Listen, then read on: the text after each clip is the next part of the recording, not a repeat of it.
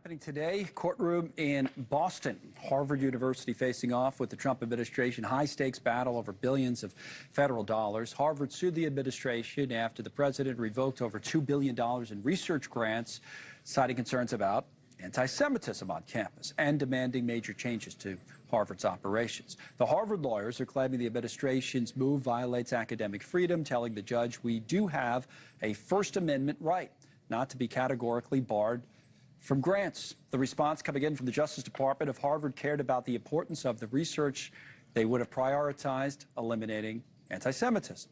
Both sides asking the judge for a summary judgment, which would allow them to avoid trial. And here now, former prosecutor Vinoo, who's a visiting faculty member at Harvard Law, by the way. So that's a crimson shirt there, I suppose. Welcome back, Vinoo. All right. That was not planned. Well, yeah, it's fine if it was. Now, but definitely wanted to point that out, given Harvard's involved in this case. So what would you say about the case itself here, from your point of view? Well, it's fascinating because the government, the Department of Justice, is saying that the cuts are justified because of anti-Semitism. Right. But this brings out the larger question of whether anti-Israel protests equal anti-Semitism. And I think that that's a line that the judge herself brought up during today's hearing.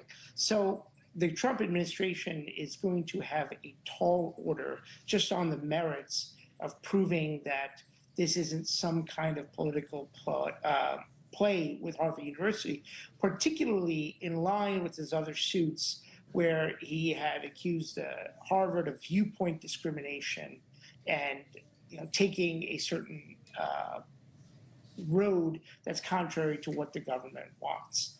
I think the president realizes he's got an uphill battle. That's why I was going after the judge earlier. She's a disaster and that kind of thing. Now, on some of the back and forth in court, the judge challenging the government's arguments, saying the following about anti-Semitism. Why not racism? Why are we focusing on anti-Semitism? DOJ. That's what the government is focusing on. The judge, well, if the goal is to combat anti-Semitism, go lab by lab, grant by grant, to show anti-Semitism by nature. So seems like she has some questions as well. DOJ saying that Harvard's exhibited a wanted difference in anti-Semitism. The judge, how can it be the best institution in the world if you're taking away their $2.2 billion? Well, the DOJ lawyer says they have a large endowment. Harvard is here because it wants the money. Okay, Vinoo, respond to kind of all that back and forth. Well, Harvard does have the big largest endowment, apparently larger than a number of countries. That being said, the question over what funding, research and cancer research has to do with anti-Semitism. And it's a great question from the judge. Why just anti-Semitism? And, why is that a priority for this administration?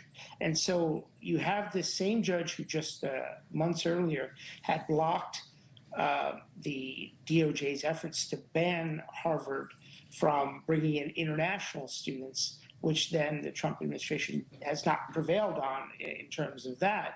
So I think that, we can see where this is headed. The question is where it's going to happen in the appellate courts. Are they going to appeal, and what's going to happen?